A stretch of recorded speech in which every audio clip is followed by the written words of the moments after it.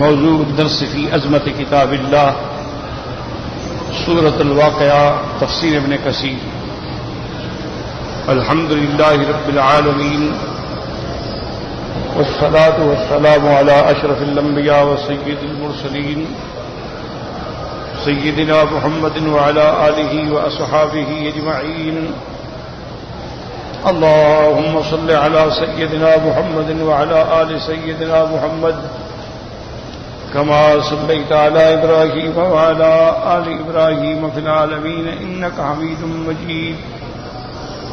أعوذ بالله من الشيطان الرجيم. بسم الله الرحمن الرحيم.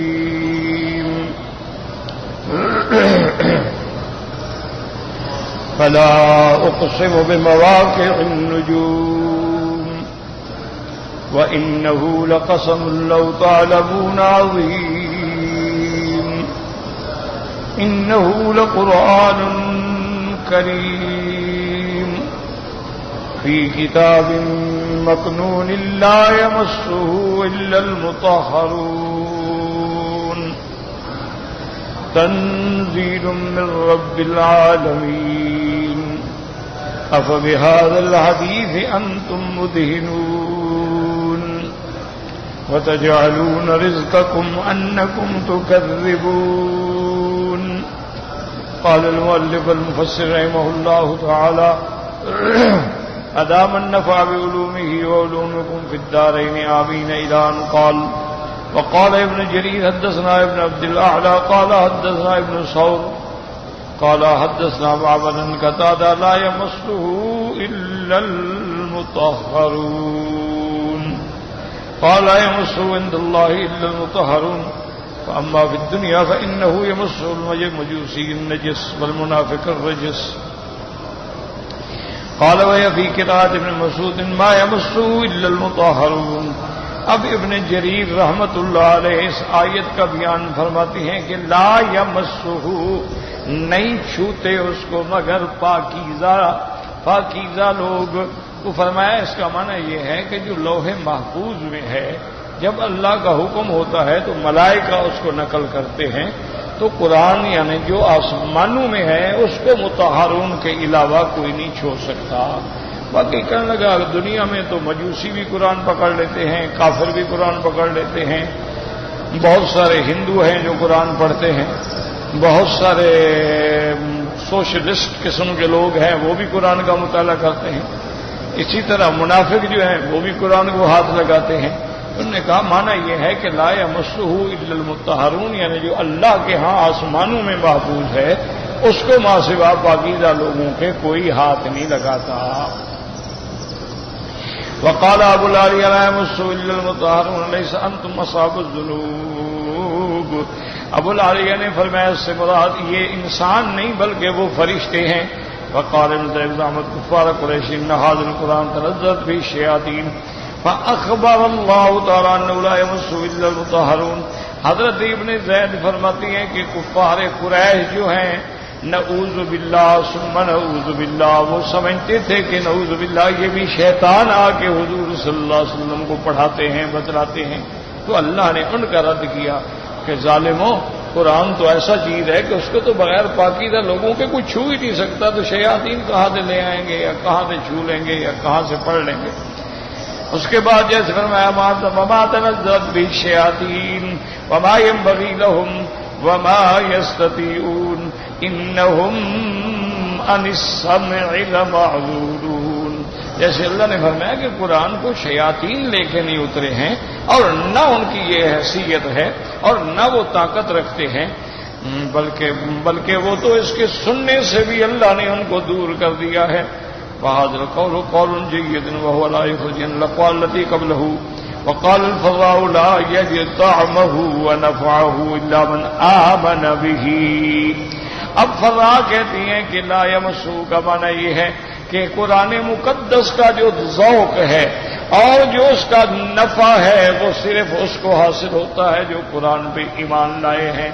جیسے اللہ فرماتے ہیں ذالک الکتاب لا ریب فیہ ہدی للمتقین. یہ ہدایت کا دیا لیکن ان کو جو اللہ سے ڈرنے والے ہیں. جو اللہ سے نہیں ڈرتے خدا کو نہیں مانتے تو قرآن کو کیا مانیں گے.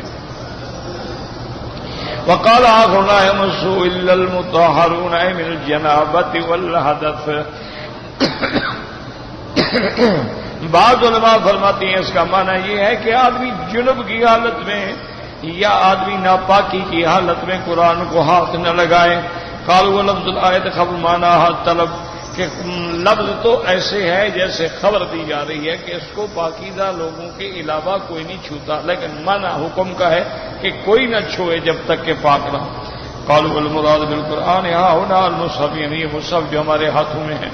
كما روى مسلم بن عمر رضي الله تعالى عنهما أن رسول الله صلى الله عليه وسلم نهى أن يسافر بالقرآن إلى أرض العدو مخافة أن يناله العدو تجوب ذلك، بما رواه الإمام مالك بن موطأ عبد الله بن أبي بكر بن محمد بن عمرو بن حزم أن في الكتاب الذي كتبه رسول الله صلى الله عليه وسلم لعمرو بن حزم ألا يمس القرآن إلا طاهر. اب مفسر رحمۃ اللہ علیہ فرماتی ہیں جیسے مسلم شریف کے اندر حضرت ابن عمر رضی اللہ تعالیٰ عنہما سے روایت ہے کہ میرے آقا نے رحمت دو عالم صلی اللہ علیہ وسلم نے فرمایا کہ قرآن لے کے دشمن کے شہروں میں، دشمن کے ملکوں میں سفر نہ کیا کرو. ایسا نہ ہو خدا نہ خواستہ کہ قرآن ان کے ہاتھ میں آئے اور اس کی وہ توہین کریں، کیونکہ انہوں نے دلیل پکڑی ہے اس حدیث سے کہ جس میں میرے آقا نے رحمت دو عالم نے لکھا تھا، خط بھیجا عمرو بن حزم کو، اللہ یمس القرآن الا طاہر، کہ قرآن پاک کو کوئی نہ ہاتھ لگائے مگر پاک. رواه ابو داود المراسيل حدیث زہری قال قرات في سيد عبد ابي بكر محمد بن عمرو بن حزم النصر قال لا يمس القرآن الا طاهر وهذه بجادة جيدة قد قرأها الزهري وغيره مثل هذا ينبغي رفعه فقد اسنده الدارقطني عن ابن حزم عبد الله بن رضوان بن القاسم وفي اسناد كل منهما نظر الله تعالى اعلم. تو اب مسئلہ سمجھ لیں کہ قرآن پاک میں تو یہ ہے کہ اس کو نہیں چھوتے مگر پاک. الحمدللہ.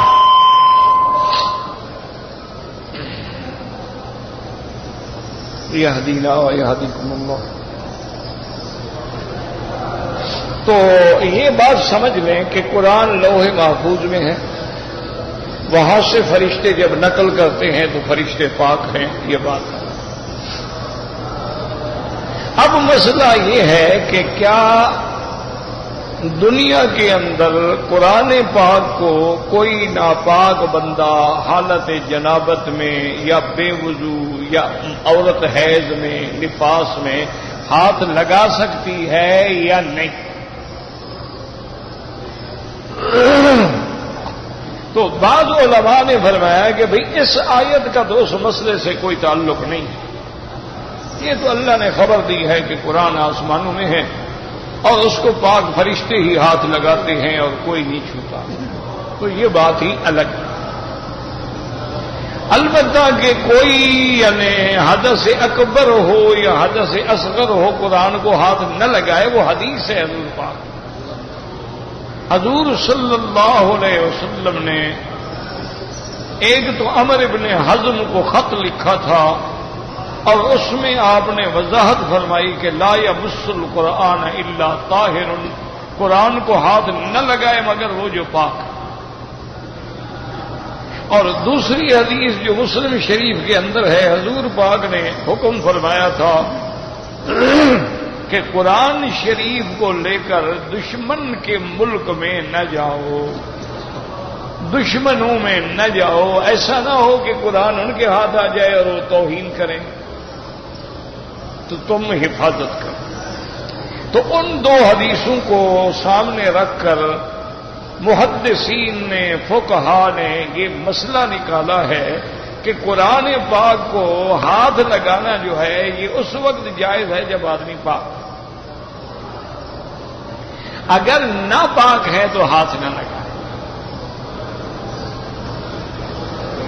اب مسئلہ یہ ہے کہ کیا چلو ہاتھ تو نہ لگائے، کیا اس کا پڑھنا جائز ہے؟ تو تو بعض فقہائے کرام تو یہی فرماتے ہیں کہ بھئی منع کیا گیا ہے ہاتھ لگانے سے، پڑھنے سے تو منع نہیں کیا گیا، لہذا ہاتھ لگانا تو منع ہے لیکن پڑھ سکتا ہے اگر یاد ہے۔ اسی طرح بعض علماء فرماتے ہیں کہ حتیٰ کہ حیض والی عورت بھی قرآن پڑھ سکتی ہے، کبھی ہاتھ نہ لگائے لیکن قرآن پڑھ سکتی ہے۔ وہ ایک حدیث ہے میرے آقا کی، رحمت دو جہاں کی سیدہ عائشہ سے روایت ہے کہ حضور صلی اللہ علیہ وسلم کان یذکر اللہ فی کل احیانہ، کہ حضور ہر حال میں اللہ کا ذکر کرتے تھے۔ تو بعض لوگوں نے اس حدیث کو بھی سامنے رکھا کہ ہر حال کا معنی تو پھر یہی ہے کہ وضو ہے نہیں ہے، جنابت ہے نہیں ہے، عورت کو حیض ہے نہیں ہے، ہر حال میں وہ ذکر کر سکتے۔ تو اسی لیے بعض علماء اجازت دیتے ہیں کہ حیض کی حالت میں قرآن پڑھنا عورت کے لیے جائز ہے لیکن چھونا منع۔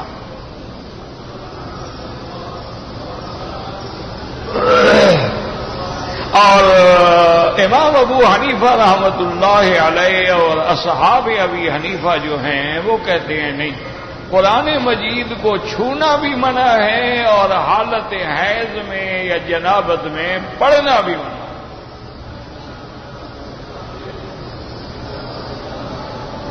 وہ ایک حدیث ہے جو حضرت علی رضی اللہ تعالی عنہ سے روایت ہے کہ کان رسول اللہ صلی اللہ علیہ وسلم یعلمنا القرآن لم یکن جنبا، کہ حضور ہمیں ہر حال میں قرآن پڑھاتے تھے، وضو ہو نہ ہو، ہاں جنابت میں نہیں، جنابت کی حالت میں قرآن نہیں پڑھتے۔ تو اس لیے علماء میں سے امام ابو حنیفہ رحمۃ اللہ علیہ، جیسے میں نے آپ کو کئی دفعہ عرض کیا ہے نا کہ امام صاحب جہاں تحلیل تحریم حلال حرام ایسے مسائل آ جائیں تو وہاں بڑی سختی کرتے ہیں کہ کوئی آدمی یعنی بالکل اس کے قریب ہی نہ جائے۔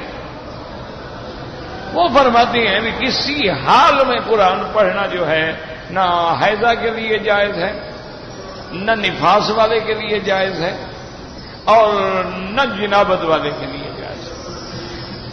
ہاں وہ کہتے ہیں کہ مثلا ایک بیچاری استانی ہے، وہ بچوں کو پڑھاتی ہے، تو اب 8 دن حیض ہوتا ہے، کبھی 10 دن حیض ہوتا ہے، تو 10 دن مدرسہ بند ہو جائے تو بچیوں کا تو علم ختم ہو جائے گا۔ وہ کہتی ہیں ہاں سنتی رہے پڑھے نہیں، سنتی رہے، اور جہاں بچی غلطی کرے وہاں اس کو مثلا کھنکھار کے یا اس کو ایک آدھا لفظ بتا دے، وہ چھوڑ رہی ہو نا کہ مثلا انہو لقرآن کریم، اس نے چھوڑ سکا انہو، بس ایک لفظ بتا دیا، اتنا تو اجازت ہے، اس کو پوری آیت پڑھنے کی اجازت نہیں۔ باقی امام صاحب فرماتے ہیں کہ جو حدیث ہے کہ حضور ہر حال میں ذکر فرماتے تھے تو اس کی تو نفی موجود ہے۔ حضرت علی فرماتے ہیں کہ ما لم یکن جنبا، جنابت میں نہیں پڑھتے تھے۔ تو جب 2 حدیثیں آ گئیں، ایک حدیث کہہ رہی ہے کہ حضور ہر حال میں ذکر فرماتے تھے، ایک حدیث آ گئی کہ حضور ہر حال میں تعلیم قرآن دیتے تھے لیکن ما لم یکن جنبن، جبکہ جنابت نہ ہو۔ تو اس لیے اب امام صاحب نے اسی چیز کو لے لیا کہ بھائی وہ اللہ یذکر اللہ جو ہے، ذکر اللہ جو ہے، اس سے مراد قرآن نہیں ہے، قرآن کے علاوہ ذکر ہے۔ جیسے الذین یذکرون اللہ قیاما وقعودا وعلی جنوبہم ویتفکرون فی خلق السماوات والارض، تو یذکرون اللہ قیاما وقعودا وعلی جنوبہم، وہاں صرف قرآن پڑھنا تو مراد نہیں ہے، ورنہ یہ تو کہیں حکم نہیں کہ لیٹ کے قرآن پڑھو۔ معنی یہ ہے کہ اور اذکار جو ہیں سبحان اللہ الحمدللہ لا الہ الا اللہ اللہ اکبر للہ الحمد، لا حول ولا قوت، تو وہ باقی ذکر مراد ہے، قرآن نہیں۔ پھر امام صاحب کا ایک استدلال یہ بھی ہے، وہ کہتے ہیں کہ بات یہ اللہ نے ہمیں جو عقل دیا ہے اس سے بھی تو قرآن کو سمجھیں، حدیث سے سمجھیں، کیونکہ اللہ نے ہمیں دعوت دی ہے کہ افلا یتدبرون القرآن، قرآن میں تم تدبر نہیں کرتے ہو۔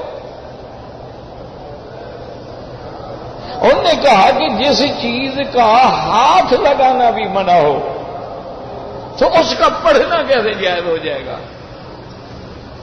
یہ تو اچھی بات ہوئی کہ ہاتھ تو نہ لگاؤ، باقی جو مرضی آئے کرتے رہو۔ کہا بھی یعنی ہاتھ تو آدمی ہاتھ لگاتا ہے نا، لیکن جب پڑھ رہا ہے وہ تو پورے الفاظ مبارک کلام اللہ کے اپنی زبان پہ لا رہا ہے۔ تو وہ فرماتے ہیں کہ جس کو چھونا منع ہے اس کو زبان پہ لانا کیسے جائز ہو گیا؟ تو وہ فرماتے ہیں کہ احتیاط جو ہے وہ اسی میں ہے کہ قرآن پاک کو حالت ناپاکی میں کبھی نہ پڑھیں، نہ ہاتھ لگائیں، نہ تلاوت کریں، اور نہ دشمن کے ملک میں لے جائیں کہ وہاں اس کی اہانت کا خطرہ ہے۔ اچھا، دشمن کے ملک میں لے جانے سے بے ادبی ہے تو حمام میں لے جانے سے بھی بے ادبی ہے کہ وہ ایک جگہ ہے جہاں بیٹھ کے ہم بول و براز سے فارغ ہوتے ہیں، وہاں قرآن جیب میں ہو تو یہ بھی منع ہے۔ اگر کوئی دعاؤں کی کتاب ہے اس میں قرآنی آیات ہیں، حدیث رسول اللہ ہے، تو اس کا بھی لے کے حمام میں جانا منع ہے۔ اسی لیے قرآن کا تو اتنا، حدیث مبارک کا اتنا ادب کرتے تھے علماء کہ اگر کوئی طالب العلم غلطی کر کے منطق کی یا معقول کی یا اور کسی علم نحو کی، صرف کی کتاب حدیث میں رکھ دیتا، استاد آگے تھپڑ مارو گے، حدیث کا ادب کرو، تم نے اس کتاب کو حدیث میں رکھا ہے۔ اسی لیے بڑے بڑے لوگ جو گزرے ہیں، اللہ ان کی قبروں پہ کروڑوں رحمتیں فرمائے۔ سعید ابن جبیر کے بارے میں آتا ہے کہ ان کا بالکل آخری موت کا وقت تھا، یعنی گویا سکرات لگ رہی تھی۔ کسی آدمی نے آ کے حضور صلی اللہ علیہ وسلم کی حدیث کے بارے میں اور قرآن کی ایک آیت کے بارے میں پوچھا تو انہوں نے اشارہ کیا کہ مجھے اٹھا کے بٹھاؤ، تو انہوں نے سرانے سے بٹھایا تو سب نے کہا آپ کو تکلیف ہے، آپ لیٹے رہے۔ انہوں نے کہا یہ کیسے ہو سکتا ہے، اللہ کا کلام ہو اور نبی پاک کی حدیث ہو اور میں لیٹ کے پر بتاؤں؟ یہ ادب تھا، اسی لیے ان کو حدیث آتی تھی۔ آج مشکل یہ ہے کہ نہ حدیث کا ادب ہے، نہ قرآن کا ادب ہے، نہ علماء کا ادب ہے، نہ فقہا کا ادب ہے، نہ محدثین کا ادب ہے۔ بس ایک دماغ میں آ گیا ہے کہ ہم نحن رجال، ہم بھی انسان ہیں، وہ بھی انسان تھے، بس کیا ہے۔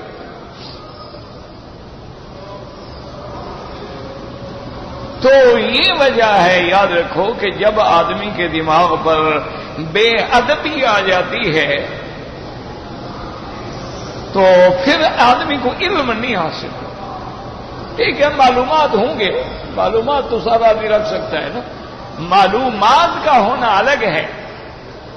جیسے میرے آقا نے فرمایا تھا کہ خوارج جو ہیں، اہل بیت کے دشمن جو ہیں، انہوں نے فرمایا وہ اتنا اللہ کا ذکر کریں گے، اتنا قرآن پڑھیں گے کہ تم اس کا 10واں حصہ بھی نہیں پڑھ سکتے ہو، لیکن لا یجاوز حناجرہم، قرآن ان کے حلق سے نیچے نہیں اترے گا، دل میں نہیں ہوگا، بس زبان میں ہے اور حلق میں۔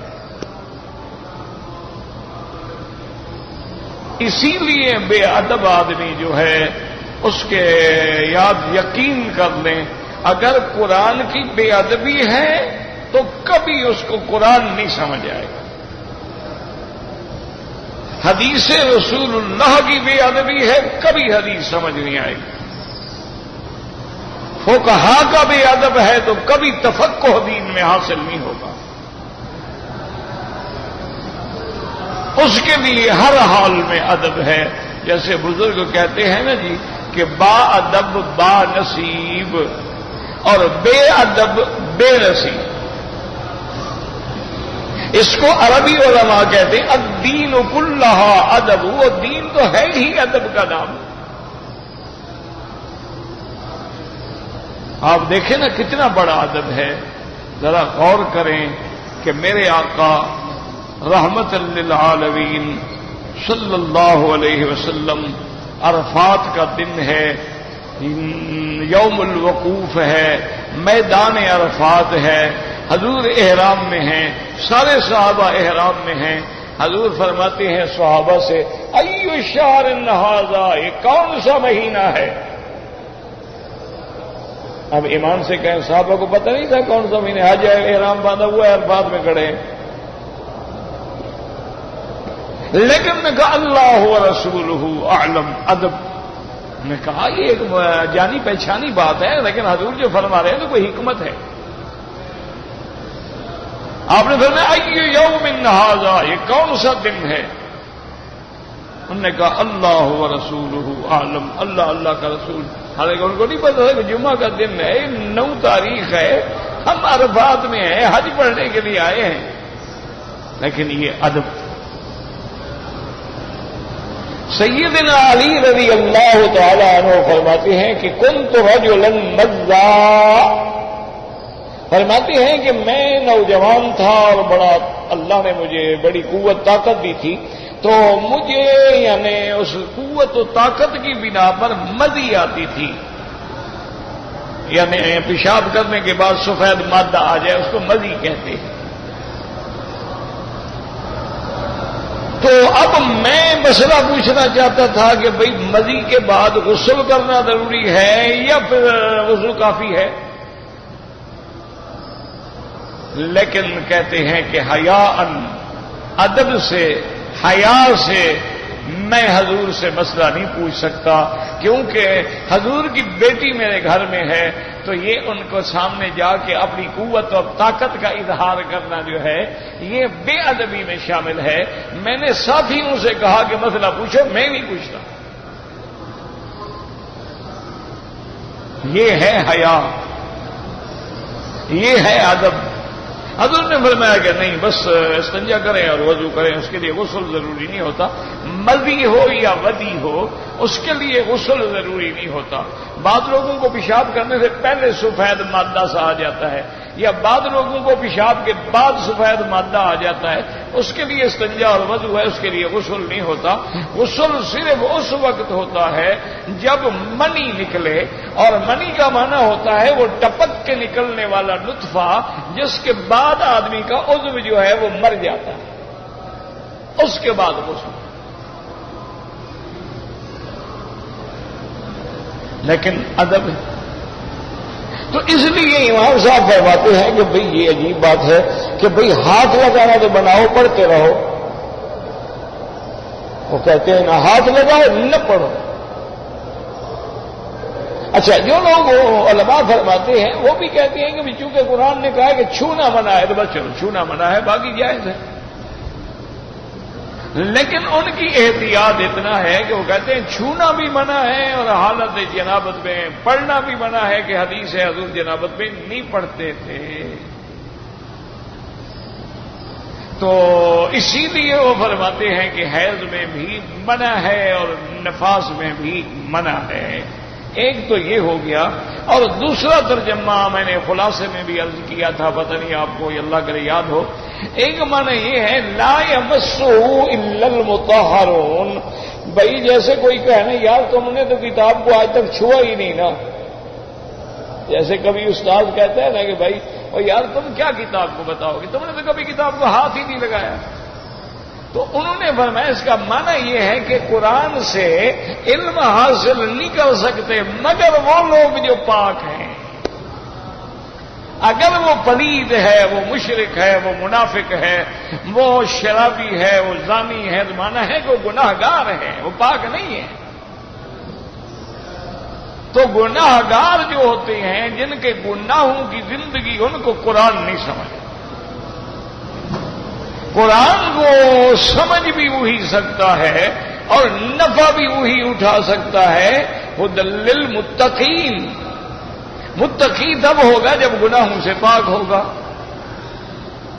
اس لیے انہوں نے فرمایا کہ اس کا معنی یہ نہیں ہے کہ چھونا، معنی یہ ہے کہ اس سے نفع کوئی نہیں حاصل کر سکتا، اس علم کو سینوں میں کوئی نہیں لگا سکتا ہے مگر وہ جو پاک لوگ ہیں۔ اسی لیے امام وقی گزرے ہیں، بہت بڑے محدث تھے، بہت بڑے عالم تھے، اللہ ان کی قبروں پہ کروڑوں رحمتیں فرمائے۔ تو کچھ طلباء نے ان کی خدمت میں آ کے کہا کہ حضرت بات یہ ہے کہ میرا حافظہ کمزور ہو گیا ہے، میں جو قرآن حدیث کے پڑھتا ہوں یاد نہیں رہتا، تو اس کا میں کیا کروں؟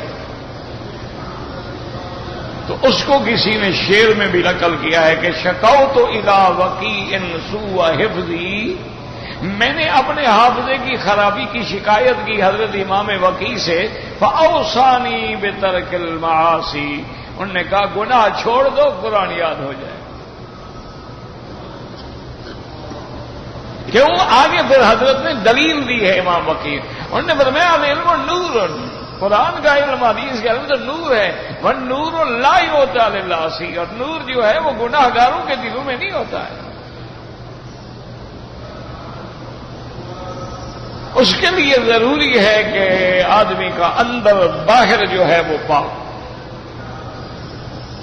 تب جا کے قرآن سے نفع حاصل کریں گے، ورنہ پڑھتے رہیں گے، زبانی تلاوت ہوگی لیکن قرآن جو ہے ان کے اندر نہیں پہنچے گا اور نہ ان کو ہدایت نصیب ہوگی۔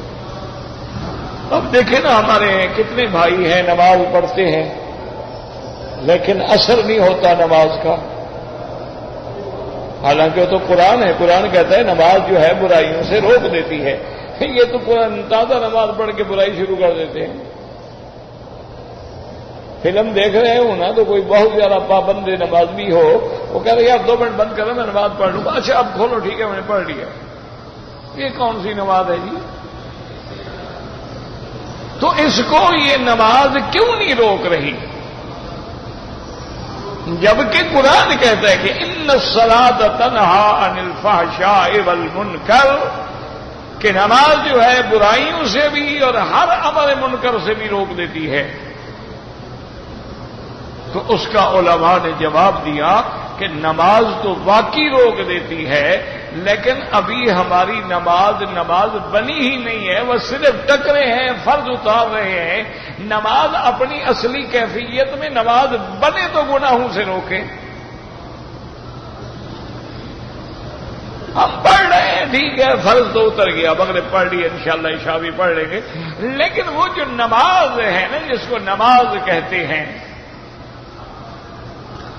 وہ جو اللہ کے دربار میں کھڑے ہونے والے لوگ جو تھے، حضرت علی جب کھڑے ہوتے تھے تو ان کے ساتھی کہتے ہیں ایسے معلوم ہوتا تھا کہ اللہ کے ڈر سے ان کا وجود جو ہے پگھل گیا۔ ایسے حضرت عمر جیسا بہادر آدمی قرآن پڑھ رہے ہیں اور کوئی آیت عذاب آ گئی ہے، بیمار ہو گئے، بستروں پہ گر گئے۔ تم 30 سپارے قرآن پڑھ لیتے ہو، تمہیں تو چھینک بھی نہیں آتی، تمہیں تو کبھی سر درد بھی نہیں ہوا۔ وجہ کیا ہے کہ صحیح معنی میں نہ تلاوت ہے نہ صحیح معنی میں ہماری نماز ہے۔ اگر نماز ہو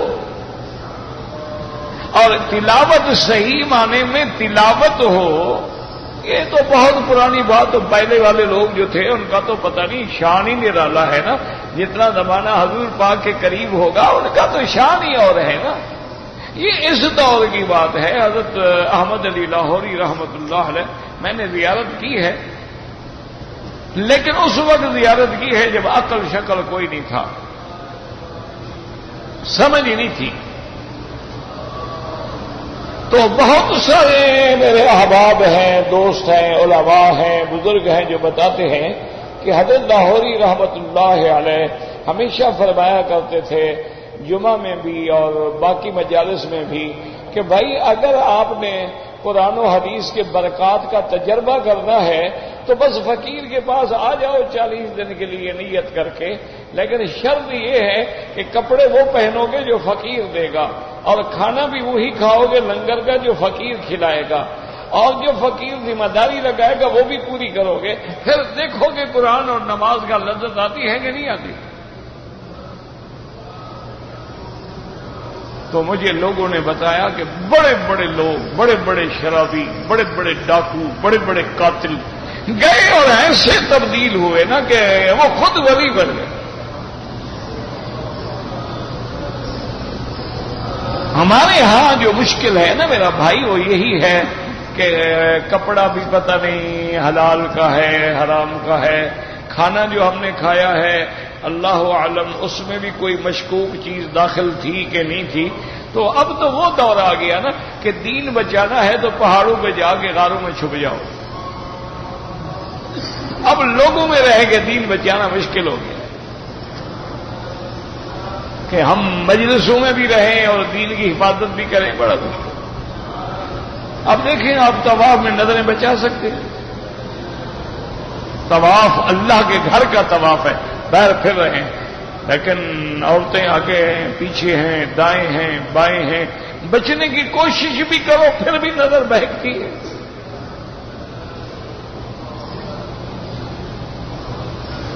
تو اس لیے بہرحال تو معنی یہ ہوا کہ اس قرآن کے برکات و ثمرات حاصل نہیں ہوتے مگر ان لوگوں کو جو پاک ہیں، جو شرک سے بھی پاک ہیں اور گناہوں سے بھی پاک ہیں۔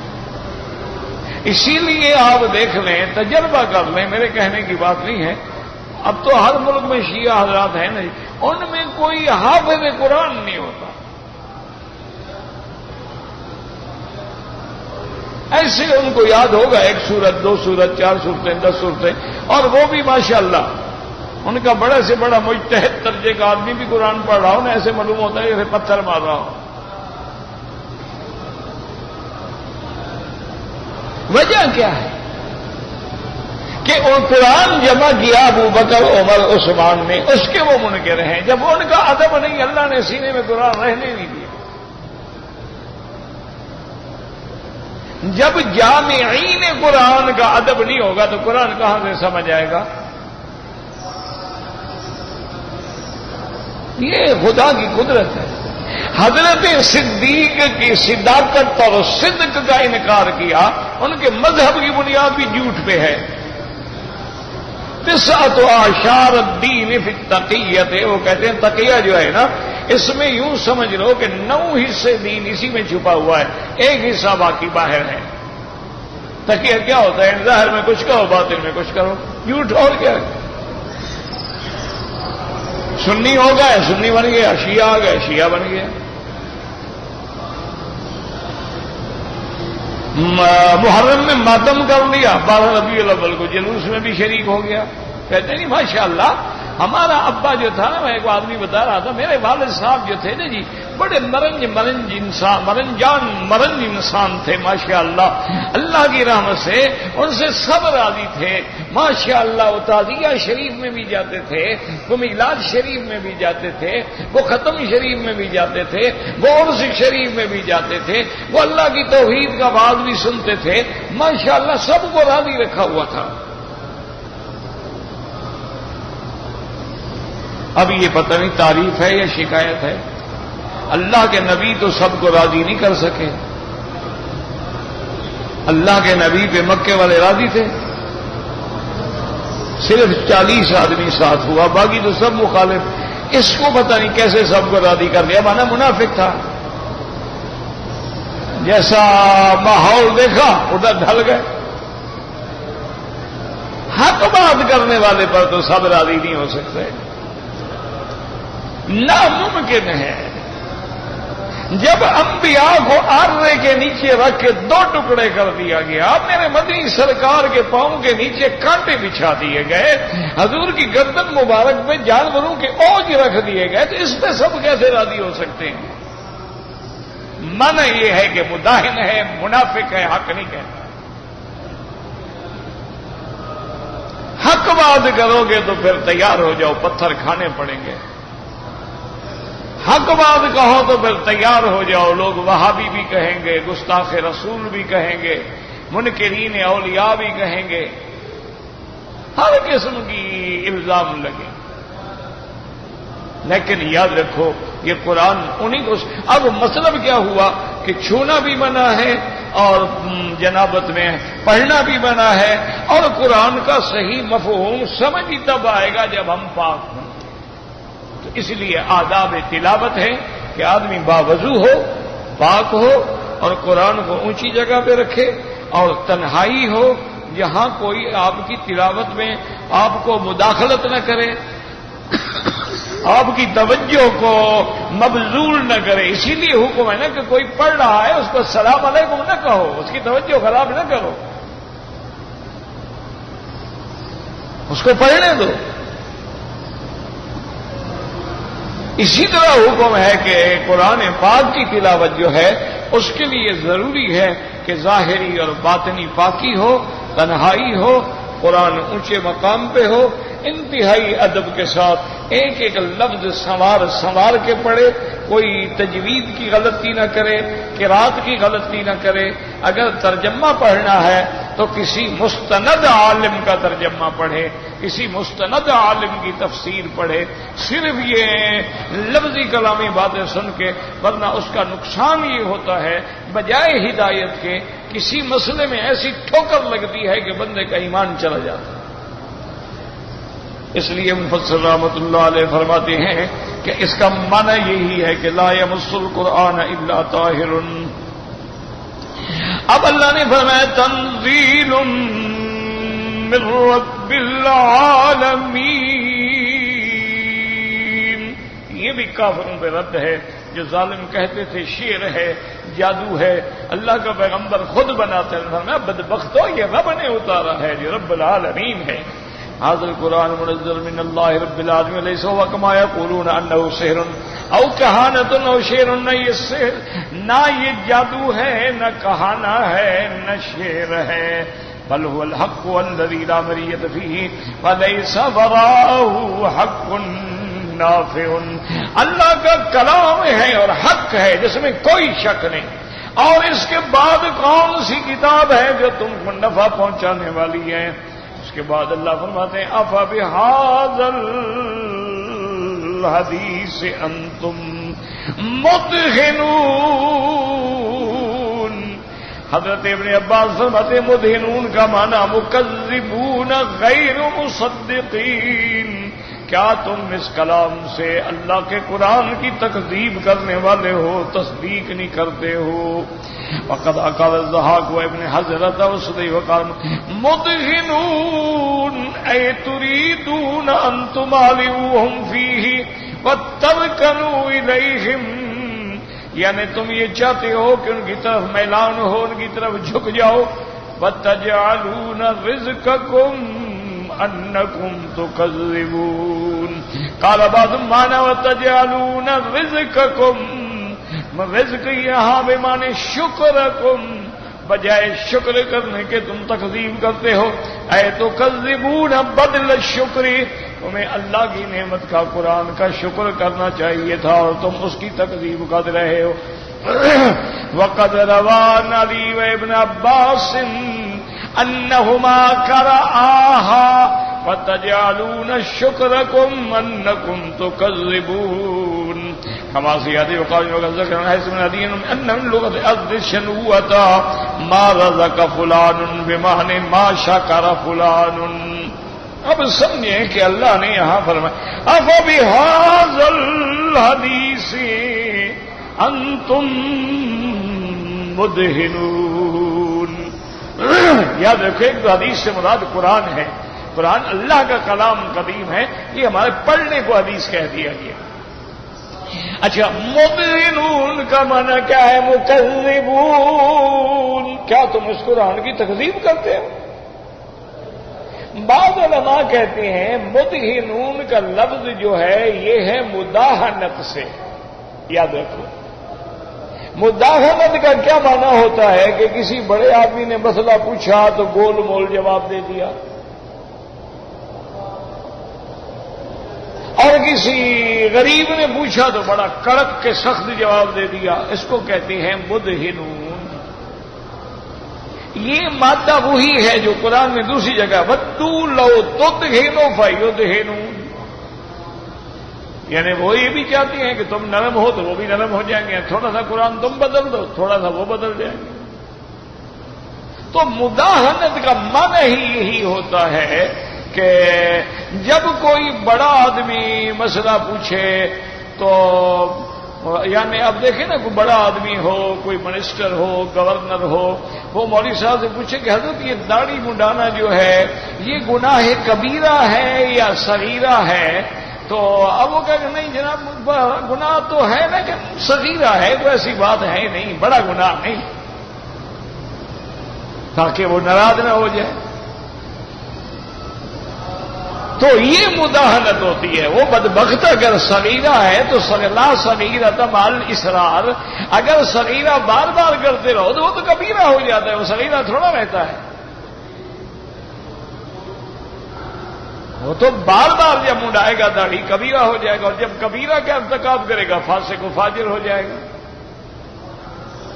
اور اگر داڑھی سے نفرت کرتا ہے، داڑھی کو برا سمجھتا ہے، اور کوئی آدمی ملنے کے لیے آئے تو کہتے ہیں جی وہ صاحب کہتے ہیں ذرا میں شیو کر لوں، اس حالت میں دیکھو نا میں کیسے بیٹھ جاؤں، میں ابھی شیو بھی نہیں کی ہے، یعنی داڑھی کو برا سمجھ رہا ہے، تو الحمدللہ سیدھا کافر ہو جاتا ہے، گناہ نہیں، ایمان سے گیا۔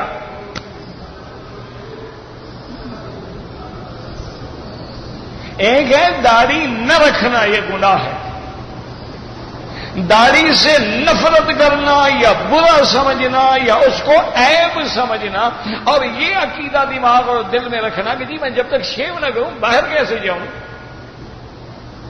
اس لیے سب سے پہلے وہ حمام میں جا کے جناب شیو کریں گے، شاور لیں گے، پھر آگے ناشتہ کریں گے، پھر اس کے بعد وہ باہر نکلیں گے، کیونکہ اگر ایک دن دو دن کی شیو بڑھ جائے وہ کہتے یار بڑی بری لگ رہی ہے، بڑا تنگ ہو رہا ہوں، ٹھہرو میں شیو کر لوں، تو وہ معمولی بات نہیں کہہ رہا، وہ اسلام سے ختم نکل گیا، دوبارہ کلمہ پڑھے۔ اچھا جب اسلام سے نکل گیا کافر ہو گیا تو بیوی کیسے حلال رہی؟ خاوند کافر ہو بیوی مسلمان ہو تو نکاح ختم۔ یا بیوی کہے کہ مجھے تمہاری داڑھی چبھتی ہے، لگتی ہے، منڈا ہوں میں نہیں رہ سکتی تمہارا، تو بیوی کافر ہوگی، پھر نکاح کیسے رہا؟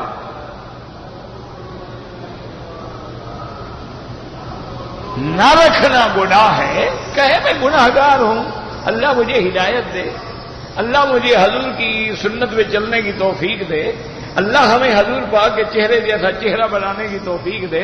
ہم ویسے تو حضور کا روضہ اٹھا کے نعرے لگاتے ہیں، لیکن حضور کی سنت پہ روز اس طرح چلاتے ہیں، یہ کہاں کی محبت ہے، یہ کہاں کے میلاد ہیں یار؟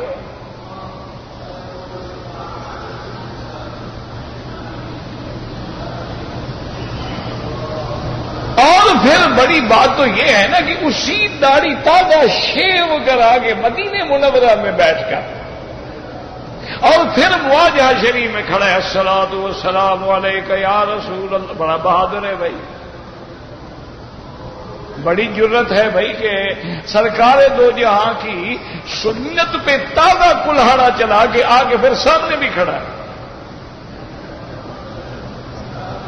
سوٹ میں سامنے کھڑا ہے، ٹائی میں سامنے کھڑا ہے، باریک پاجامے میں سامنے کھڑا ہے، بدن نظر آ رہا ہے، کوئی حیا، کوئی ادب، کوئی ویسے ہم کملی والے پہ جان قربان ہے، اچھی جان قربان ہے بھائی۔ وہ عاشقوں کا تو یہ حالت ہوتی تھی، ہمارے اپنے اکابر بزرگ جو تھے وہ جہاں سے تم احرام باندھتے ہو نا بیر علی سے، اس زمانے میں اونٹوں کا سفر ہوتا تھا، جب یہاں پہنچتے تھے اونٹ والوں سے کہتے تھے کہ تم ایسے مہار پکڑ کے چلتے رہو، اب ہم اونٹ پہ نہیں بیٹھیں گے، پیدل بیٹھیں گے، حضور کا روضہ سامنے آ رہا ہے، ہم سواری پہ ایک چڑھ کے کیسے جائیں؟ امام مالک نے ساری زندگی مدینے پہ سواری پہ نہیں بیٹھا، نہ گھوڑے پہ، نہ بغل خچر پہ، نہ گدے پہ، نہ اونٹ پہ، سارے کہتے حضرت آپ کو تھک جائے، فرمایا بھائی جہاں میرے محبوب کے قدم لگے ہوں میں سواری پہ کیسے سوار؟